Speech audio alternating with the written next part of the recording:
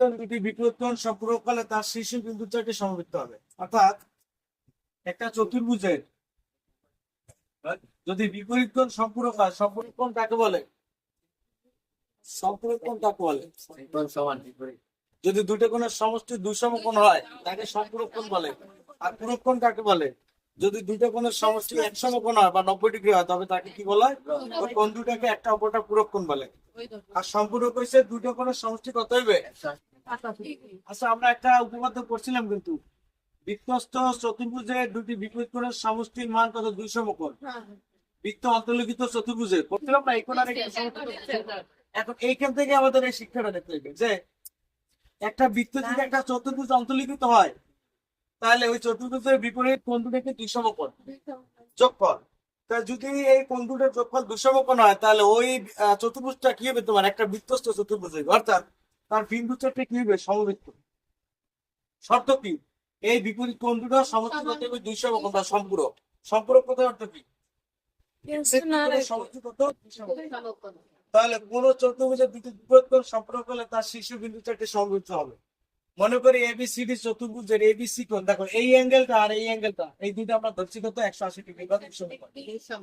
তার শর্ত কি?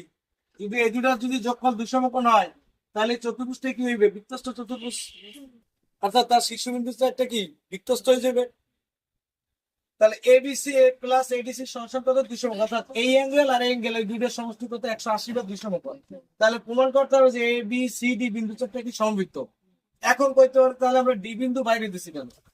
আসলে এটা প্রমাণ করলে আগেই বলছি যে এটা এক ধরনের খামখেয়ালি উপপাদ্য। তাহলে এই ডি বিন্দুটা আসলে আমরা বাইরে নিয়ে এবার প্রমাণ করছি যে ডি বাইরে বসে কিনা, এরকম কোনো বিন্দু পাওয়া যাবে না।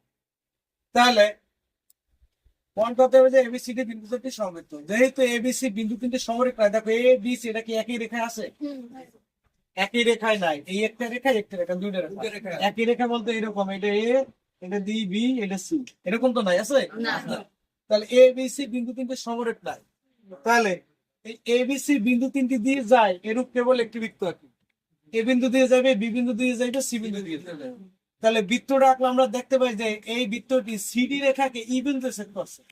এই যে সিডি, এই রেখাটা কোন বিন্দুতে ছেদ করছে? ই বিন্দুতে। তাহলে এখন আমরা এ আর ই যোগ করি। এ আর ই যদি যোগ করি তাহলে এ বি সি এটা কিন্তু বৃত্তস্থ হয়েছে। তাহলে কিন্তু এ বি সি বৃত্তস্থ হয়েছে নাকি? বৃত্তস্থ হয়েছে না? এখন এইটুকু যদি আমি বুঝছেন, দেখো এটা বৃত্তের মধ্যে আছে না? এ বি সি বৃত্তস্থ আছে। তাই বৃত্তস্থ চতুর্ভুজের শর্ত কি? তাদের বিপরীত দুই কোণের সমষ্টি কত? 2 সমকোণ। লিখতে পারি আমরা? তাহলে আমরা লিখতে পারি সুতরাং এ বি সি কোণ প্লাস এই সি কোণ সমান কত? 2 সমকোণ। যেহেতু এবিসি বিন্দু কেন্দ্রের সমরেখ নয় সুতরাং বিন্দু তিনটি দিয়ে যায় এরূপ কেবল একটি বৃত্ত আর কি। বৃত্তটি সিডি রেখাকে ই বিন্দু ছেদ করছে। তাই কি বিন্দু ছেদ করছে? এ ই যোগ করি। চিত্র অনুসারে এবিসি একটা বৃত্তস্থ চতুর্ভুজ, এবিসি একটা বৃত্তস্থ চতুর্ভুজ। তাহলে বৃত্তস্থ চতুর্ভুজের বিপরীত দুই কোণের সমষ্টি কত? 2 সমকোণ। অর্থাৎ এবিসি প্লাস এইসি সমান কত? 2 সমকোণ। কিন্তু আমরা প্রথমে ধরে নিছিলাম কি, দেখো এবিসি প্লাস এডিসি সমান 2 সমকোণ।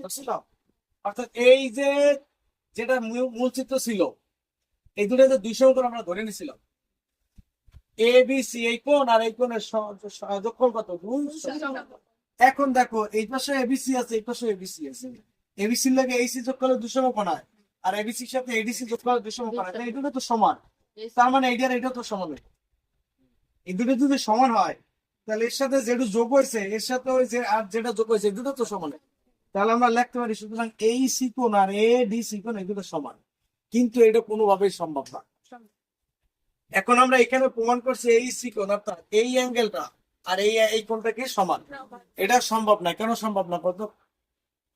কারণ আমরা জানি যে কোনো একটা ত্রিভুজের একটা বাহুকে যদি আমরা বর্ধিত করি, এখানে দেখাই আমরা কি জানি যে কোনো একটা ত্রিভুজের, এই ধর একটা ত্রিভুজ আঁকলাম, এই ত্রিভুজের এই বাহুটাকে আমি কি করছি? বর্ধিত করছি। তাহলে যে বহিস্থ কোণ উৎপন্ন হইবে সেই কোণটা তোমার এই কোণের চাইতে বড়, এই কোণের চাইতে বড়, আর এই দুটোর যোগফলের সমান হয়। বুঝো কিন্তু এই কোণটার মান এইটার এটা যোগফলের সমান হয়। তার মানে এই কোণটা এটা থেকে বড়, এটা থেকে বড়। তাহলে এখন দেখো এই যে এ ই ডি ত্রিভুজের এই ডি বাহুকে বর্ধিত করছে, এই যে কোণটা হয়েছে এটা বহিস্থ কোণ। তা এই বহিস্থ কোণটা এটার সাথে বড় হইবে না ছোট হইবে? এই সি কোণ, এই কোণটা কি এটার বড় না ছোট? বুঝি না কিছু। হ্যাঁ, এই সি বড় স্যার, আর এই ডি ত্রিভুজ। এই ত্রিভুজ এবিসি খেয়াল করো, এবিসি একটা ত্রিভুজ। এই তাহলে বিসি বাহুকে বাড়াইছি সি পর্যন্ত, এই যে বহিষ্ঠ কোণ কোণ হয়েছে, এই কোণটা হয়েছে এইটার এটার যোগফলের সমান, এই কোণটা হয়েছে এইটার এটার যোগফলের সমান। তার মানে কি এই কোণটা এটা থেকে বড় অথবা এটা থেকেও বড়। তাহলে আমি যদি এই ত্রিভুজটা খেয়াল করি, এগুলো সব মুচ্ছে দিই এখন। এখন এ ইডি ত্রিভুজের এই ডি বাহুকে বাড়াইছি, তাহলে এই কোণ উৎপন্ন হয়েছে না? তাহলে এই কোণটা এটার সাথে বড় না? বড়। কিন্তু আমরা আগে লিখছি কি এইসি সমান কত এডিসি, এই না প্রমাণ করে লাইছে, কিন্তু এইসি আর এডিসি সমান, অর্থাৎ এইটা এটা সমান। এখন এই দুটো সমান হইতে পারে কখন? এই ডি বিন্দু আর ই বিন্দু যদি একই বিন্দু হয়, তাহলে কোন দুটো সমান হবে? এই ডি আলাদা কোনো বিন্দু হবে না, ডি বিন্দুটা এটার পর যদি বসাই, এই একই জায়গায় বসাই, তাহলে এই কোনটা দুটো নাম হয়, একটা হচ্ছে এইসি, একটা হচ্ছে এডিসি।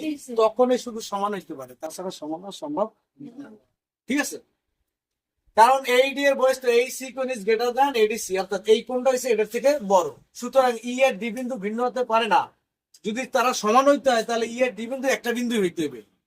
তাহলে ই বিন্দু অবশ্যই ডি বিন্দুর সাথে পুরোপুরি মিলে যাবে, অর্থাৎ এ বি সি ডি বিন্দু একটি সমবৃত্ত হবে।